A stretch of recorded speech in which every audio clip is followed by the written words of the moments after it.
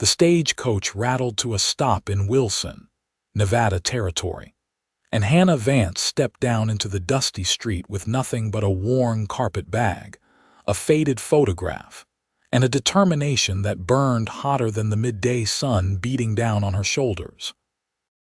The year was 1877, and Wilson was little more than a collection of weathered buildings scattered along the edge of cattle country, surrounded by vast stretches of sagebrush and distant mountains that shimmered in the heat. Hannah shaded her eyes against the glare, studying the unfamiliar town with a mixture of hope and trepidation. Her sister Rebecca had written letters from this place for 6 months before the correspondence stopped entirely. That had been 3 months ago, and the silence had gnawed at Hannah until she could bear it no longer. She made her way to the general store, her traveling dress already coated with trail dust, despite her best efforts to keep it clean. The proprietor, a balding man with spectacles perched on his nose, looked up from his ledger as she entered. "Excuse me," Hannah said, setting her bag down carefully. "I am looking for my sister, Rebecca Vance. She has been living here in Wilson. Do you know her?" The man scratched his chin thoughtfully. "Vance, you say? Cannot say the name rings a bell, miss. But then again, plenty of folks come and go around here. You might try asking at the saloon or the boarding house." Hannah thanked him and retrieved her bag, stepping back into the bright afternoon.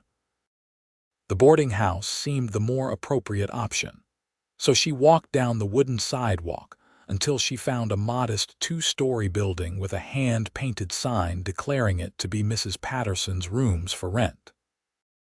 The woman who answered her knock was heavy-set and pleasant-faced, with graying hair pulled back in a neat bun. "Yes, dear. Looking for a room. Actually, I am looking for my sister, Rebecca Vance. I understand she may have stayed here." Mrs. Patterson's expression shifted, becoming guarded. "Rebecca Vance, you say?" "Yes, she stayed here for a time.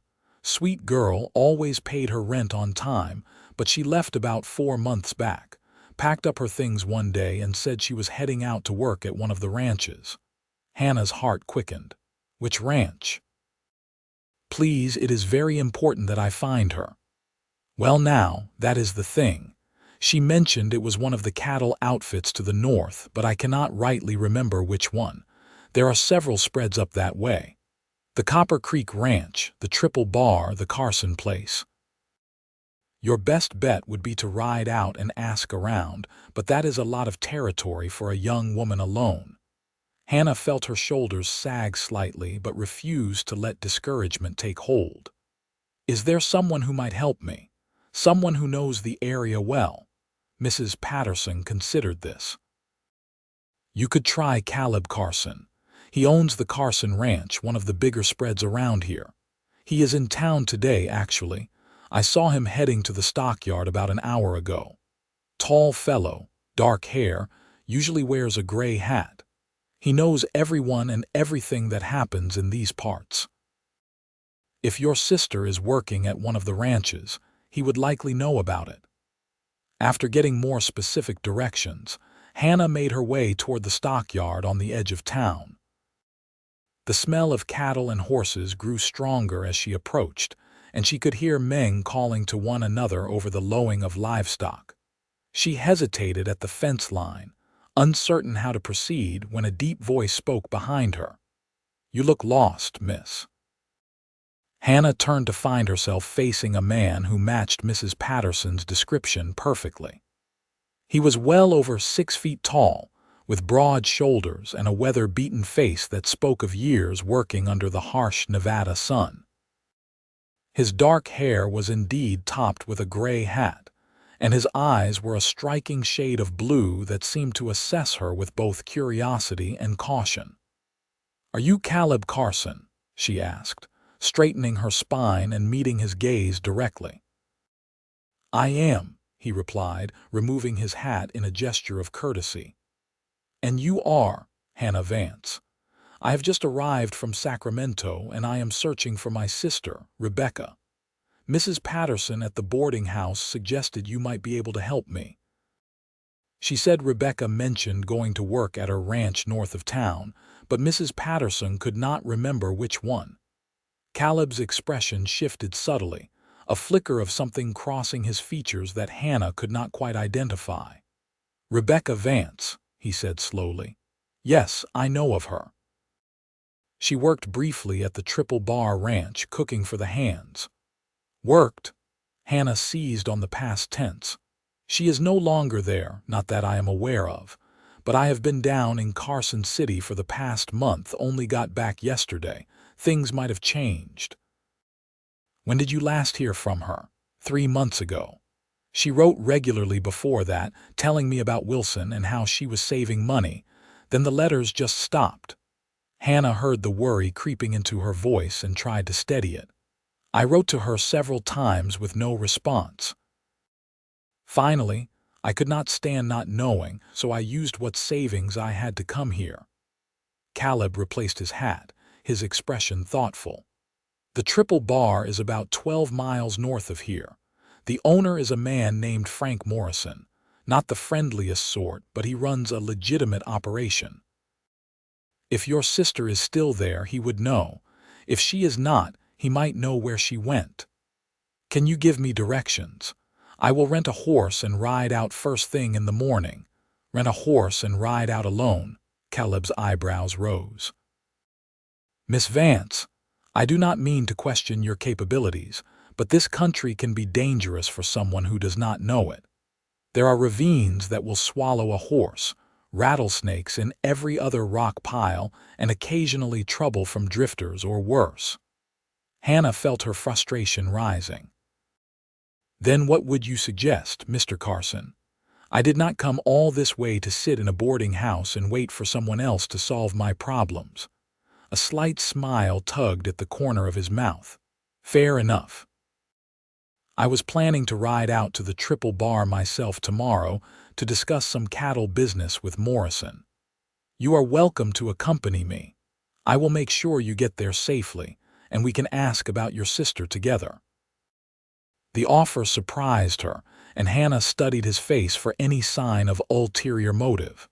She found none, only a straightforward honesty that put her somewhat at ease. That is very kind of you, Mr. Carson, I accept. What time should I be ready? Dawn. Meet me in front of the boarding house. Bring only what you need for the day. If we do not find answers at the Triple Bar, we may need to check the other ranches, and that could take a while. They parted ways, and Hannah secured a room at Mrs. Patterson's boarding house, paying for a week in advance, though she hoped she would not need it that long. That evening, she sat on the narrow bed in her small room, holding the photograph of Rebecca that she had carried all the way from California. Her sister smiled back at her from the faded image. Younger then, before their parents had died and left them to make their own way in the world, Rebecca had always been the more adventurous one, eager to see new places and try new things. When she had written about opportunities in Nevada territory, Hannah had encouraged her to go, even though it meant they would be separated. But she had never imagined it would lead to this gnawing uncertainty, this fear that something had gone terribly wrong. Sleep came fitfully that night, and Hannah was already dressed and waiting when the first light of dawn began to paint the eastern sky. Caleb arrived precisely on time, leading 2 horses. One was a rangy bay gelding that he swung onto with practiced ease. The other was a gentler-looking mare with a kind eye. She is called Daisy, Caleb said, holding the mare steady while Hannah mounted.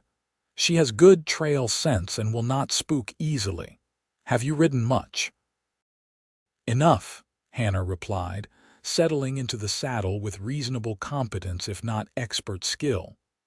We kept a horse in Sacramento for the buggy, and I rode sometimes. Caleb nodded and turned his horse north, and Hannah followed. They left Wilson behind as the sun climbed higher, riding through country that seemed to stretch endlessly in all directions. The land rolled and dipped, covered in sagebrush and scattered juniper trees. In the distance, mountains rose like purple shadows against the sky. For the first hour, they rode in companionable silence. Hannah was too focused on managing her horse and taking in the vast landscape to make conversation, and Caleb seemed content to let her adjust. But as they stopped briefly to water the horses at a small creek, he finally spoke again. "Tell me about your sister. What was she doing in Sacramento before she came here?" Hannah led Daisy to the water's edge. "We worked together in a dress shop. After our parents died 2 years ago, we had to support ourselves. Rebecca hated it, though. She said she felt trapped, spending all day inside sewing and dealing with demanding customers. When she heard about opportunities out here, working as a cook or housekeeper on the ranches, she jumped at the chance. And you stayed behind." "Someone had to keep the job and maintain the room we rented. We could not both leave at once. Rebecca promised to send for me once she was settled and had saved enough money." Hannah's voice tightened. "But now I cannot find her, and I cannot help but fear the worst." Caleb's expression was sympathetic.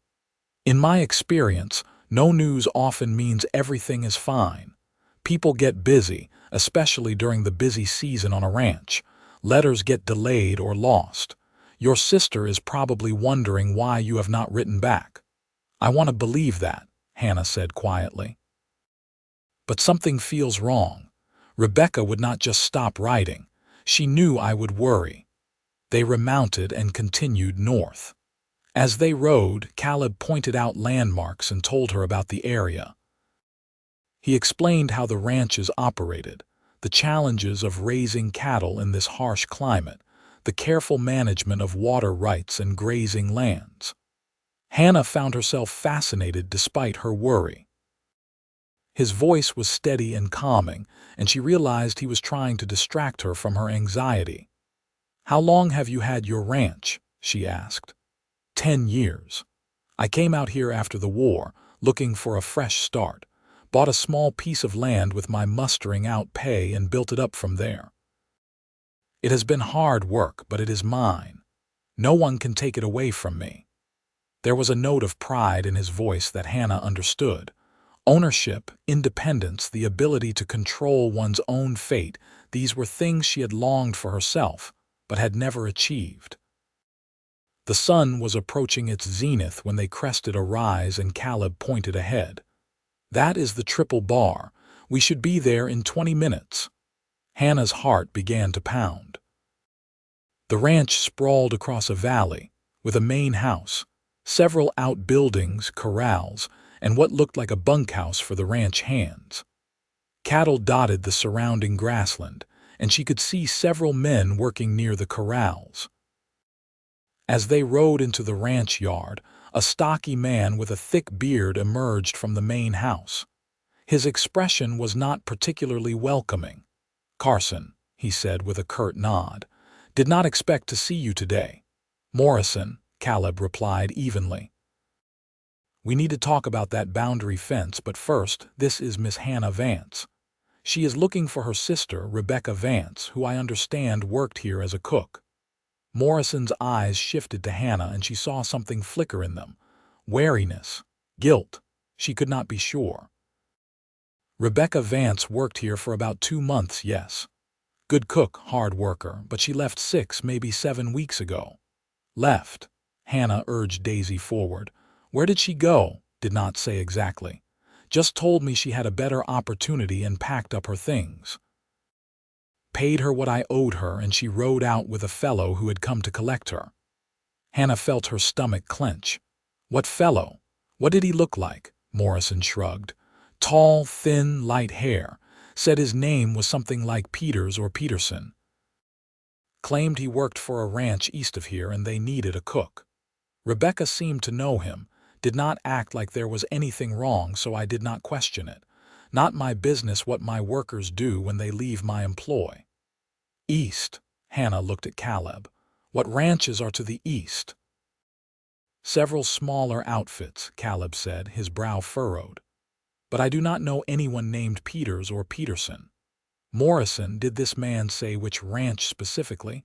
If he did, I do not recall. Look, I've got work to do. If you want to discuss that fence, Carson, we can talk. Otherwise, I've got nothing more to tell you about the Vance girl. Hannah wanted to press him further, but Caleb caught her eye and gave a slight shake of his head. They conducted the fence business quickly, with Caleb agreeing to split the cost of repairs, and then they rode away from the triple bar. Once they were out of earshot, Hannah let her frustration show. He knew more than he was saying. I could see it in his face. Maybe, Caleb agreed. Morrison is not the most forthcoming man at the best of times, but threatening him or pushing harder would not have gotten us anywhere. What we need to do now is check the ranches to the east and see if anyone there has heard of your sister or this Peters fellow. How many ranches? 3 main ones within reasonable distance. We can try the closest one today, but the others will have to wait until tomorrow. It will be dark before we can get back to Wilson as it is. They rode east, following a rough trail that wound through increasingly rugged country. The Copper Creek Ranch turned out to be a smaller operation than the Triple Bar, run by an older couple named Sullivan. They were friendly enough, but had never heard of Rebecca Vance or anyone named Peters. They suggested trying the Westfield place, another 10 miles east. By the time they reached Westfield Ranch, the sun was sinking toward the horizon, painting the sky in shades of orange and gold. The owner, a woman in her 50s with sharp eyes and a no-nonsense manner, listened to Hannah's questions and shook her head. I have not hired any new cook in over a year, she said. And I do not know any Peters or Peterson, but you might want to check with the miners up in the hills. There are a few small mining camps that way. She gestured toward the mountains to the east. They are always looking for women to cook or run boarding houses. Some of those camps are not particularly savory places, though, if you take my meaning. Caleb thanked her, and they turned their horses back west. The light was fading fast, and Hannah could see the concern on Caleb's face. We are not going to make it back to Wilson tonight, he said. It would be too dangerous in the dark, but my ranch is only about 5 miles south of here. You can stay there tonight. My housekeeper will make sure everything is proper. Hannah hesitated only a moment before nodding. She trusted Caleb, she realized. He had been nothing but helpful and respectful all day, and the alternative was camping in the open, which she was not prepared for. The Carson Ranch appeared as a cluster of lights against the darkening landscape. It was larger than Hannah had expected, with a well-built main house, a barn that looked nearly new, and corrals that held a dozen horses. Caleb led her to the main house and called out as they approached, "Maria, we have a guest." A woman emerged from the house, middle-aged and matronly, with a curious but friendly expression. Caleb quickly explained the situation, and Maria immediately took charge, ushering Hannah inside and showing her to a small but comfortable guest room. "You must be exhausted and starving," Maria said kindly. "I will bring you some supper and hot water to wash. Mr. Caleb, he is a good man. You are safe here." Hannah felt tears prick her eyes at the simple kindness. "Thank you. I cannot tell you how much I appreciate this." After cleaning up as best she could and changing into a fresh shirtwaist, Hannah joined Caleb and Maria in the kitchen. The meal was simple but delicious: beef stew, fresh bread, and strong coffee. As they ate, they discussed what to do next. Those mining camps misses. "Westfield mentioned," Hannah said. "How far are they?" "A day's ride into rough country," Caleb replied. And she was right about them being rough places. They attract all sorts, some good people looking to make an honest living, but also gamblers, criminals, men running from the law. A woman alone would be in real danger there. "But if Rebecca is there, then we will find her," Caleb interrupted gently. But we will do it smart. I will take you there, Hannah. I am not going to let you go into those camps alone, but we need to prepare properly. We should head back to Wilson tomorrow, gather supplies, and maybe see if the sheriff knows anything about this Peters fellow. Hannah wanted to argue, to insist they keep searching immediately, but exhaustion and common sense prevailed. You are right. Thank you, Caleb. You have been incredibly kind to a complete stranger. I do not know how I will ever repay you.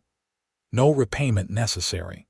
Your sister deserves to be found, and you deserve to have answers. That is reason enough. His blue eyes met hers across the table, and Hannah felt something warm unfurl in her chest.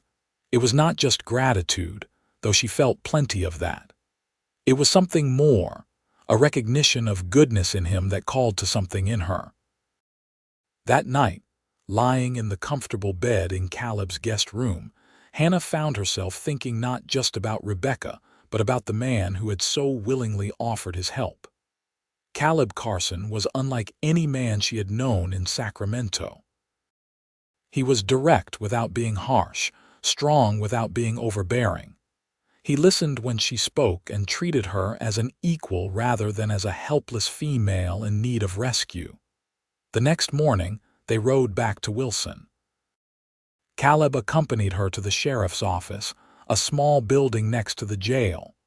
The sheriff, a grizzled man in his 60s named Tom Briggs, listened to their story with growing interest. Peters or Peterson, he mused, scratching his stubbled chin. Cannot say I know anyone by that name currently, but there was a fellow named Paul Peterson who passed through here last fall. Gambler and con man, wanted for fraud down in California. Could be the same fellow, could be someone else entirely. These camps and small towns, people use whatever name suits them. If it is the same man, what would he want with my sister? Hannah asked, fear making her voice tight. Hard to say, miss. Could be exactly what he told Morrison, that he was offering her a legitimate job. Or could be something less savory.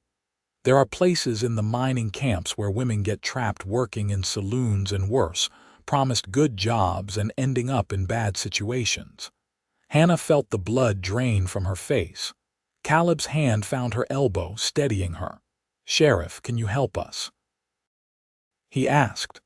If Peterson is wanted, you must have resources for finding him. I will send telegrams to the larger towns and see if anyone has seen him or the Vance girl, but my jurisdiction is limited, and those mining camps are outside it. You are talking about wild country with very little law. If you are planning to go up there, be careful. Take some men with you, Carson. Do not try to be a hero.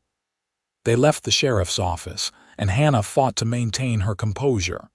The implications of what Briggs had said were terrifying. Rebecca, trapped somewhere, possibly in danger, possibly no, she would not let herself think that way. I am going to those camps, she said firmly. With or without help, I am going. You are not going without help, Caleb replied just as firmly. Give me 2 days to get my ranch affairs in order and hire a couple of reliable men to come with us. We will need pack horses, supplies, and a plan. Running off half-prepared will not help your sister. Hannah wanted to argue but forced herself to think clearly. Caleb was right. She had to be smart about this. 2 days, she agreed, but not a day longer. Those 2 days felt like an eternity. Hannah stayed at the boarding house, pacing her small room, jumping at every sound that might be news. She wrote a detailed letter to her former employer in Sacramento, explaining the situation in case something happened to her. She also spent time with Mrs. Patterson, who shared more memories of Rebecca. Such a sweet girl, Mrs. Patterson said over tea in her small parlor. Always had a smile, always willing to help. I remember she was excited about that job at the Triple Bar. Said it paid well and came with room and board. She was planning to save up enough money to send for you. The words made Hannah's heart ache. Rebecca had been thinking of her, planning for their reunion, and then something had disrupted those plans. Hannah had to believe her sister was alive and could be found. The alternative was unthinkable. Caleb appeared on the morning of the third day with two ranch hands, both tough-looking men in their 30s whom he introduced as Jack and Samuel.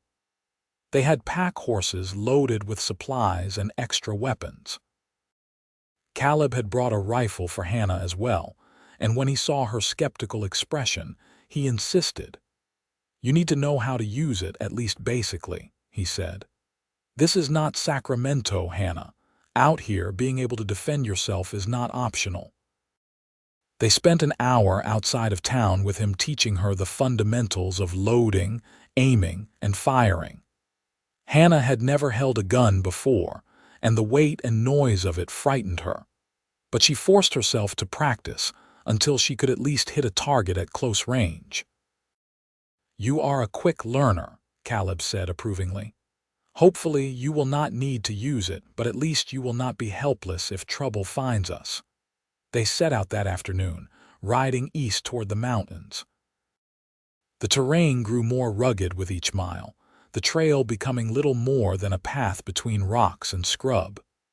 They camped that night in a small canyon, taking turns keeping watch. Hannah barely slept, hyper-aware of every sound, every rustle of wind through the sparse vegetation. The mining camps, when they finally reached them the next day, were exactly as rough as Hannah had been warned. The first one, which locals called Silver Ridge, was a scattered collection of tents and rough shacks clinging to a hillside. Men covered in dirt stared as their group rode through, and Hannah felt the weight of their gazes like a physical thing.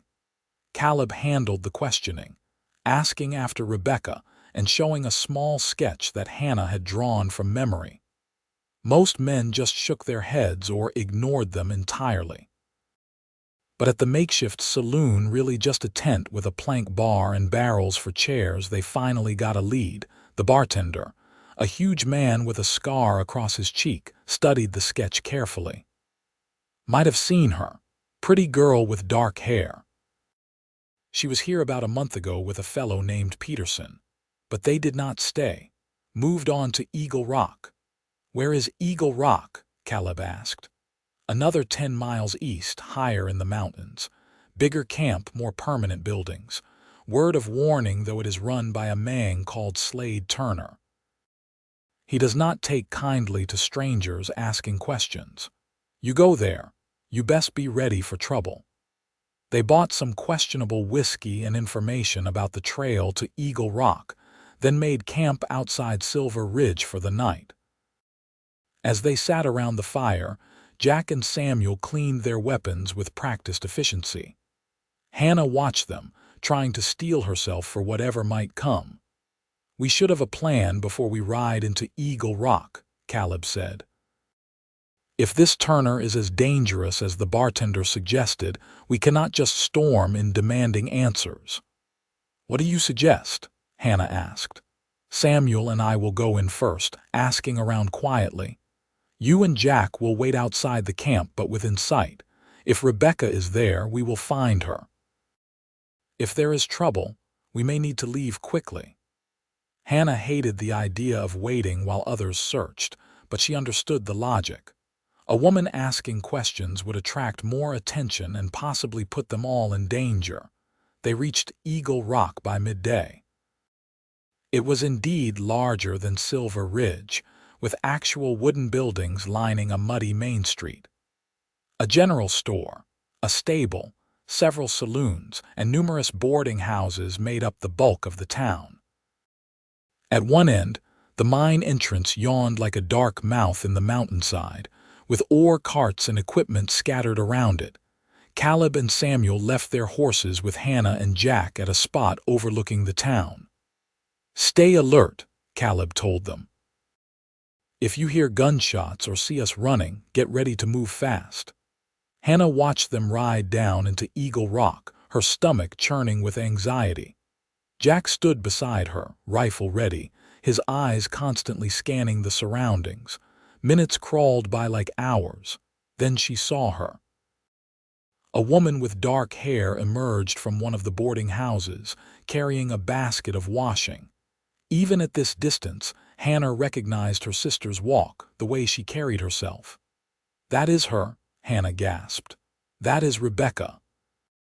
Before Jack could stop her, Hannah was on her horse and riding down into the camp. She heard Jack curse behind her and follow, but she did not care. After weeks of searching and worrying, her sister was right there, alive and well. "Rebecca," she called out as she approached. Her sister turned and the basket fell from her hands. For a moment, Rebecca's face showed pure shock, then joy, then something that looked like fear. Before Hannah could reach her, a man emerged from the boarding house, tall, thin, with light hair. Peterson. "Well, well," he said, his voice carrying clearly. "Looks like we have a visitor, Rebecca. Friend of yours." Rebecca's face had gone pale. "Hannah, what are you doing here? You should not have come." The words hit Hannah like a slap. "Should not have come. Rebecca, I have been searching for you. You stopped writing and I thought something terrible had happened. I had to find you." Caleb and Samuel appeared, moving quickly through the small crowd that was gathering. Peterson noticed them and his expression hardened. "This seems like a family matter," Peterson said, but his hand moved to the gun at his hip. "Maybe we should discuss it inside." "I do not think so," Caleb said evenly, positioning himself near Hannah. "Miss Vance is free to talk to her sister wherever she pleases." More men were emerging from buildings now, drawn by the commotion. A particularly large man with cold eyes and an air of authority pushed through the crowd. This, Hannah guessed, had to be Slade Turner. "What is going on here, Peterson?" Turner demanded. "Just a misunderstanding, Slade." "This girl claims to be Rebecca's sister." "I am her sister," Hannah said firmly, finding her voice despite her fear. "And I am taking her home." Turner's laugh was harsh. "That's so? Well, Rebecca here has a contract with Peterson. She works for him and he works for me. She cannot just leave because someone rides in claiming to be family." "Contract?" Hannah looked at her sister in confusion. "Rebecca, what is he talking about?" Rebecca's eyes filled with tears. "Hannah, I am so sorry. Peterson offered me a job running a boarding house, but when I got here, it was not what he promised. He says I owe him money for the travel and accommodations, and I have to work it off. But the prices he charges me for everything are so high, I never get out of debt. I have been trying to save enough to escape," but her voice broke. Hannah felt rage surge through her, burning away fear. "That is called fraud and indentured servitude. You cannot keep her here against her will." "I can do anything I want in my camp," Turner said, stepping closer. His hand was on his gun now, too. "This is my territory, my rules, and I say Rebecca stays until her debt is paid." "How much does she owe?" Caleb asked suddenly. Everyone turned to look at him. Turner's eyes narrowed. $300. It was an outrageous sum, clearly inflated far beyond any legitimate debt. But Caleb nodded slowly. "I will pay it, right now, in exchange for the girl's immediate release and a signed document stating her debt is cleared." Turner looked surprised, then calculating. "That is a lot of money, cowboy." "What makes you think I will not just take it and keep the girl anyway?" "Because I am not alone," Caleb said calmly. "And because I have a reputation in this territory. You take my money and break your word, and no legitimate rancher will do business with you or your camp again. You need supplies, equipment, food. All of that comes through Wilson, and I have influence there. You want to make an enemy of me over one girl." The tension stretched taut.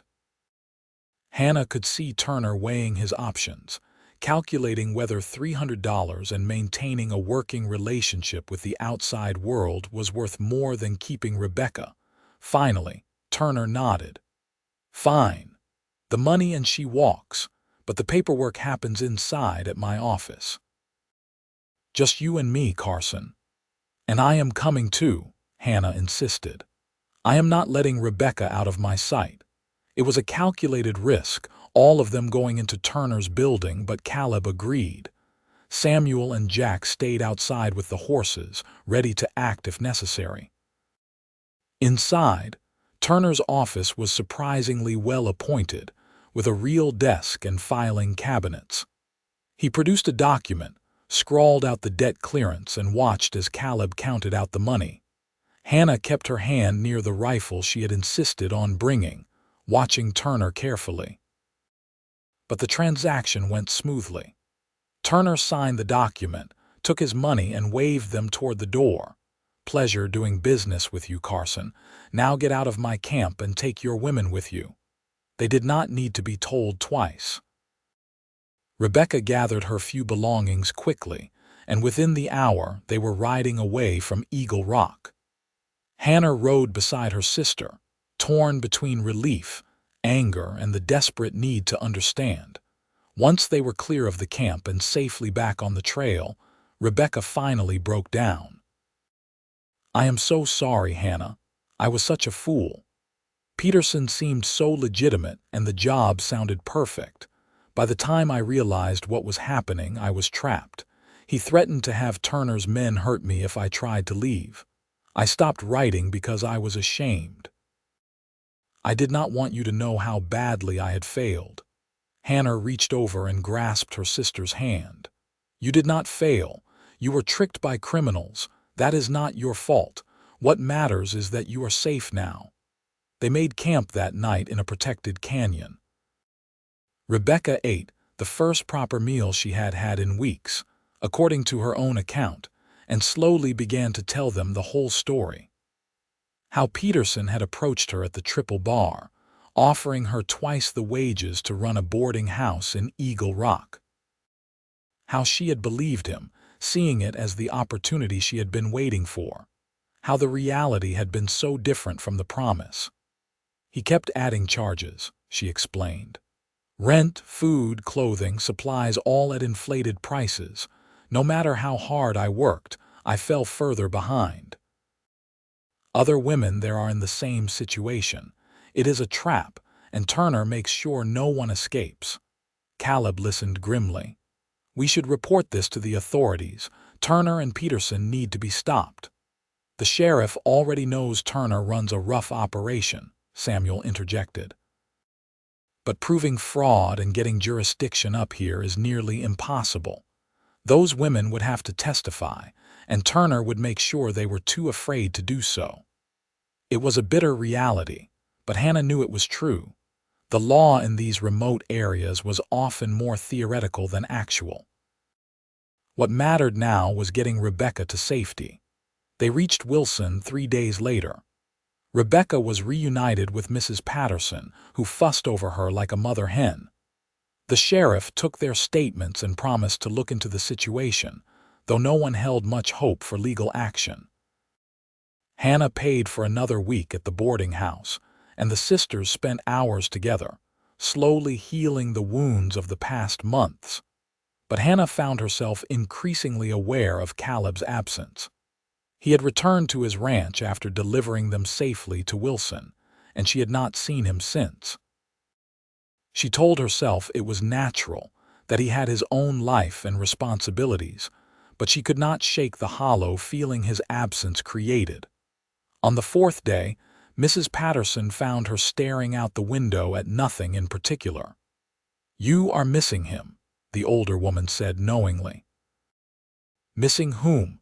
Hannah asked, though her blush betrayed her. Caleb Carson. That man rode into danger for you and your sister, spent his own money to free her, and asked nothing in return. And unless I am much mistaken, you have feelings for him. Hannah could not deny it. Over the days of searching together, facing danger together, she had come to care for Caleb deeply. He was steady and honorable, brave without being reckless, kind without being soft. He made her feel safe and valued, but she had no idea if he felt anything similar for her. Even if I do have feelings, I have no reason to think he shares them, Hannah said quietly. He was simply being a good man, helping someone in need. Mrs. Patterson smiled. You might be surprised. The way he looked at you, the way he spoke about you to the sheriff, that was not just duty, dear girl. That was a man who cares very much. The next morning, Hannah was helping Rebecca sort through her belongings when there was a knock at the door. Mrs. Patterson answered it and moments later called up the stairs. Hannah, you have a visitor. Hannah descended to find Caleb standing in the parlor, hat in hand, looking somewhat uncertain. It was the first time she had seen him appear anything less than completely confident, and it made her heart race. Miss Vance, he said formally, I was hoping you might take a walk with me. There are some things I would like to discuss. They walked through Wilson's small streets and out onto the open land beyond. For a few minutes, neither spoke, and Hannah could sense Caleb gathering his thoughts. I have been thinking a great deal over the past few days, he finally said. About you, about what we went through together. Hannah, you are an extraordinary woman. You came to a strange place alone, refused to give up when things got difficult, and faced real danger to save your sister. You have courage and determination that I have rarely seen. Hannah felt warmth spread through her chest. You made all of that possible. Without your help, I never would have found Rebecca. I owe you everything, Caleb. You do not owe me anything, he said firmly. He stopped walking and turned to face her. But I hope you might consider giving me something anyway. Your time, your company, the chance to court you properly. Hannah's breath caught. Court me. I know we have not known each other long. I know you probably need to get your sister settled and figure out your own future. But I find myself not wanting to say goodbye to you, Hannah. These past days with you have meant more to me than I can easily express. You have reminded me that life is about more than just work and duty. You have made me hope for things I thought I had given up on. What things? Hannah asked softly. Companionship, partnership, love. He took her hands in his blue eyes intense and earnest. I know it is too soon to speak of love, but I feel the possibility of it with you. I would like the chance to see where this leads if you are willing. Hannah felt tears prick her eyes, but they were tears of joy. I am willing. More than willing. I have been thinking about you constantly, wondering if I had imagined the connection between us. But hearing you say these things, I know I did not imagine it. I feel it too, Caleb, this possibility of something wonderful. He smiled then, a full, genuine smile that transformed his serious face, and slowly, giving her time to pull away if she wished, he leaned down and kissed her. It was a gentle kiss, sweet and searching, and it sent warmth flooding through Hannah's entire body. When they finally parted, she was breathless and grinning. I should tell you, Caleb said, still holding her hands. I am not a wealthy man. My ranch is successful but modest. I can offer you a good life but not a fancy one. And ranching is hard work, even for the owner's wife. If you are looking for luxury and ease, I am not the right man. I am not looking for luxury, Hannah replied firmly. I am looking for honesty, kindness, and partnership. I have worked hard my entire life, Caleb. I am not afraid of more work, especially if it is for something that belongs to us. But what about Rebecca? I cannot just abandon her again. I would never ask you to. In fact, I have a proposition for both of you. My ranch has a main house with more rooms than I need. Maria lives in a small cabin on the property. Rebecca could have her own room, and I actually could use someone to help manage the household as the operation grows. I am expanding, adding more cattle, maybe some horses to sell. I need someone to keep the books, order supplies, coordinate the cooking for the hands during busy seasons.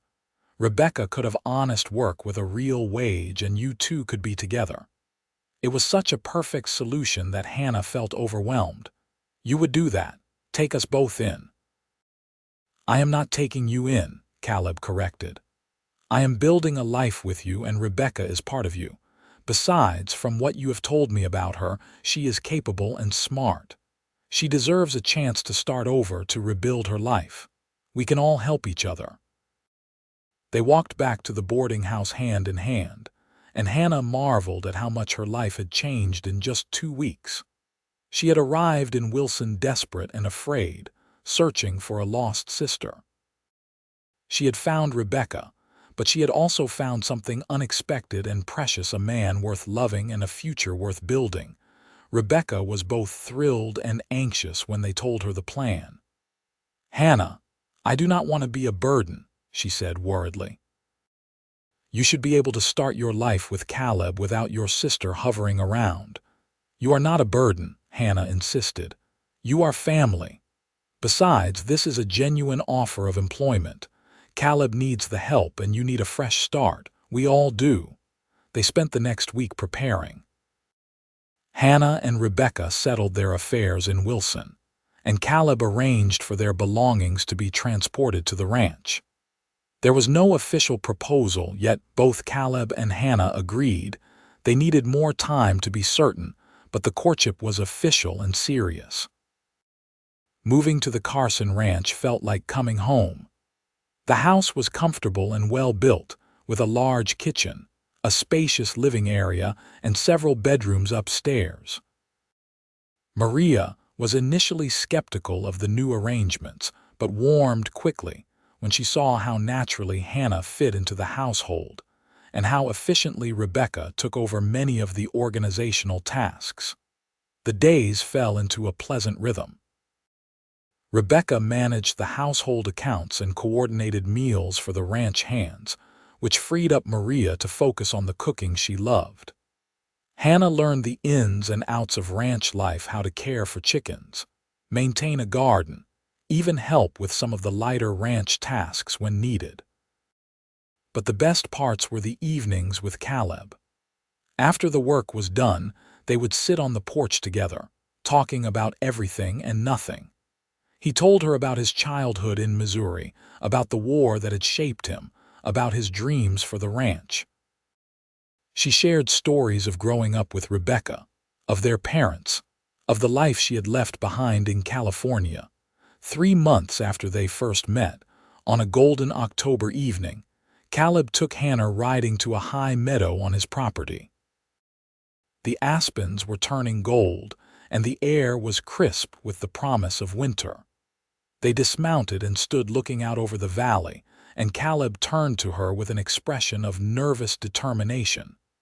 "Hannah Vance, I know we have only known each other a short time in the grand scheme of things, but I have never been more certain of anything in my life than I am of this.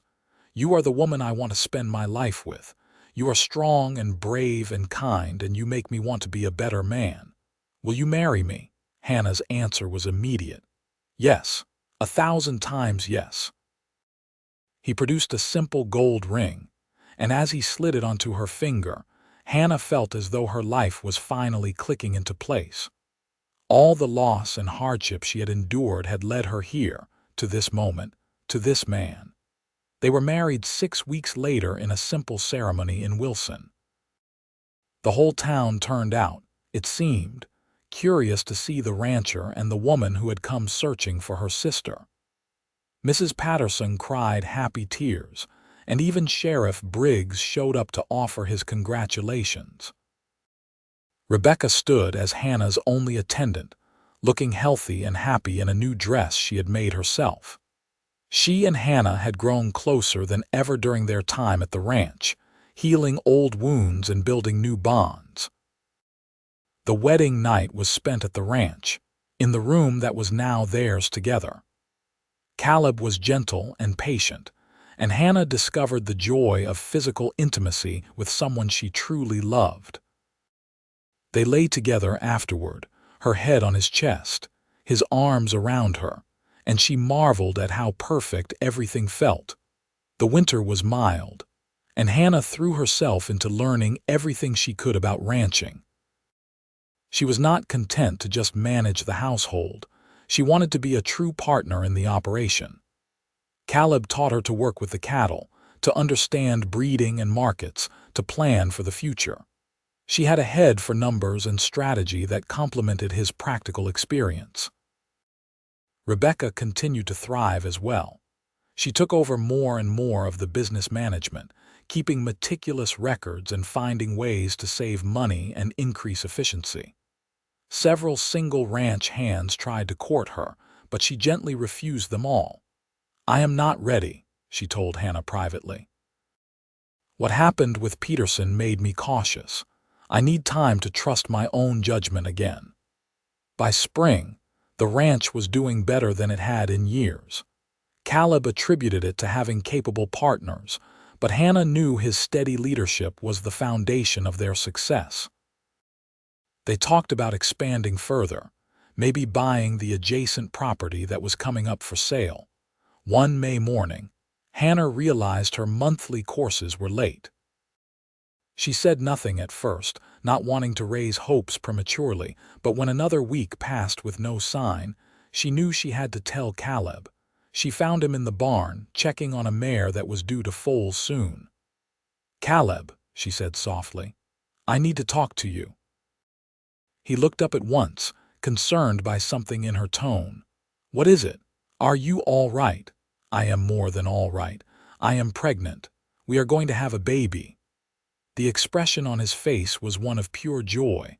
He swept her up in his arms, spinning her around despite her laughing protests. "A baby," he kept saying. "We are having a baby."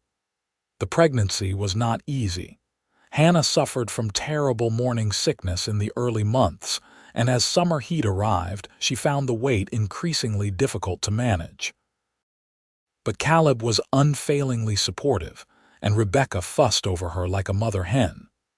Maria made special foods to tempt her appetite and prepared the nursery with meticulous care. In late January of 1879, after a long and difficult labor, Hannah gave birth to a healthy baby boy. They named him Thomas after Caleb's father, and he had his mother's dark hair and his father's blue eyes. Holding her son for the first time, looking up at Caleb's tear-streaked face, Hannah felt a profound sense of completion.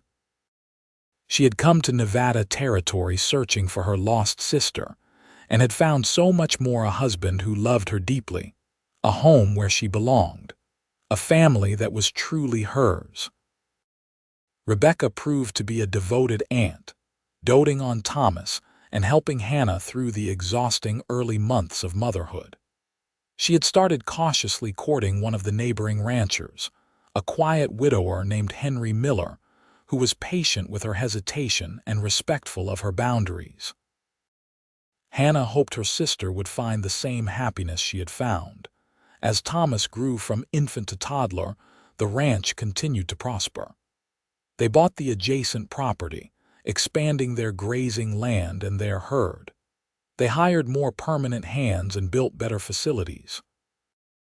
Caleb's reputation grew throughout the territory as a fair but shrewd businessman, and Hannah became known as a formidable partner in the operation. When Thomas was 2, Rebecca married Henry Miller in another simple ceremony. Hannah stood with her sister, remembering their parents and wishing they could see how well both daughters had turned out. Rebecca moved to Henry's ranch, only 5 miles away, and the sisters visited frequently. A year later, Hannah gave birth again, this time to a daughter they named Clara. She was tiny and fierce, with her father's determination evident from the start. Thomas was initially jealous but quickly became a protective older brother. The years flowed past, marked by the rhythms of ranch life: spring branding, summer grazing, fall roundup, winter planning. Hannah and Caleb's partnership deepened with each year, built on mutual respect, shared work, and abiding love. They had disagreements, of course, but they had learned to talk through their differences, to compromise and support one another. Rebecca and Henry had 3 children of their own, and the cousins grew up together, playing in the fields between the 2 ranches. The Vance sisters had created the family they had dreamed of during those dark days after their parents died, a family built on love and hard work and determination. One evening, when Thomas was 10 and Clara was 7, Hannah sat on the porch with Caleb, watching the sunset paint the sky in shades of orange and purple. The children were playing in the yard, their laughter carrying on the evening breeze. "You ever think about that day you arrived in Wilson?" Caleb asked, taking her hand in his. "When you stepped off that stagecoach looking lost and determined," Hannah smiled. "I think about it often.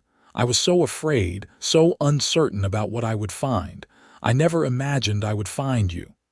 "I am glad you got off that stagecoach," Caleb said softly. "You changed my life, Hannah.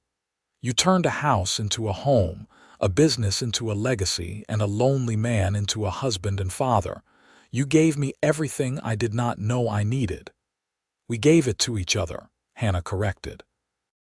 She thought about the long journey that had brought her here, the grief of losing her parents, the terror of losing Rebecca, the courage it had taken to come west alone.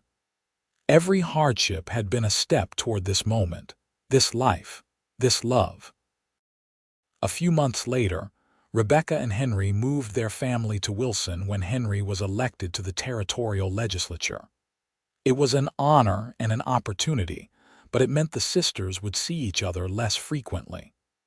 The goodbye was tearful, but they promised regular letters and visits. Hannah threw herself into ranch work with renewed energy, partly to distract herself from missing Rebecca.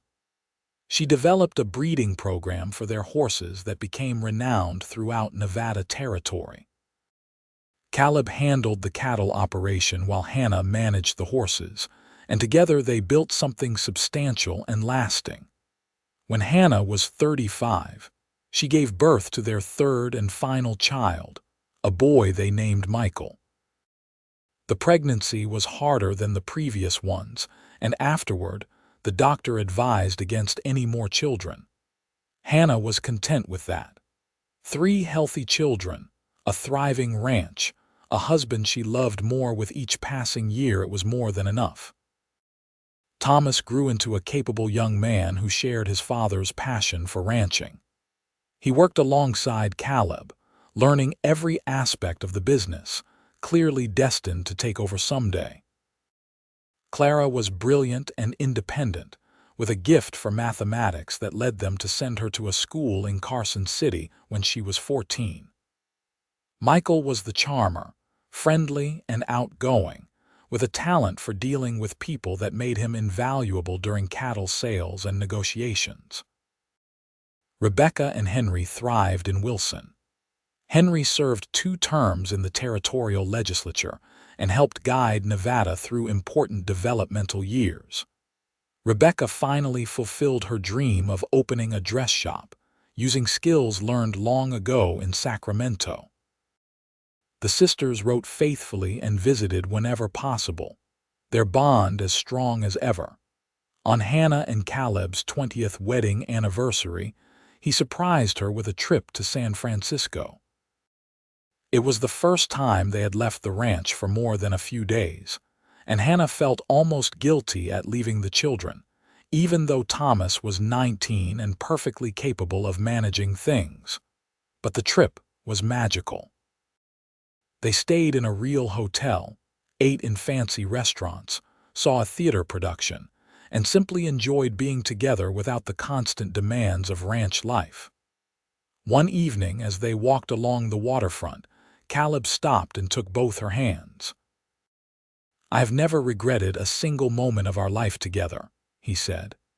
"Even the hard times, the struggles, they were worth it because I faced them with you.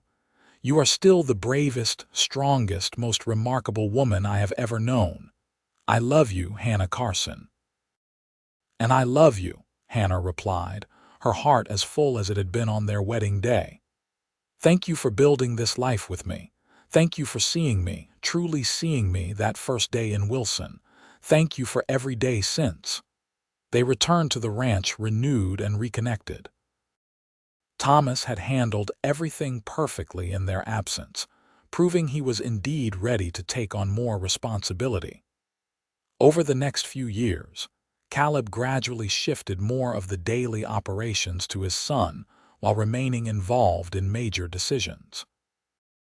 Clara returned from school and shocked everyone by announcing she wanted to be a teacher. She took a position in Wilson's growing school system and proved to be gifted at her chosen profession. She eventually married a young lawyer from Carson City, and they built a life that split time between both places. Michael discovered a talent for horse breeding that exceeded even his mother's abilities. He traveled throughout the West, buying and selling prime stock, building relationships with ranchers and army purchasing agents.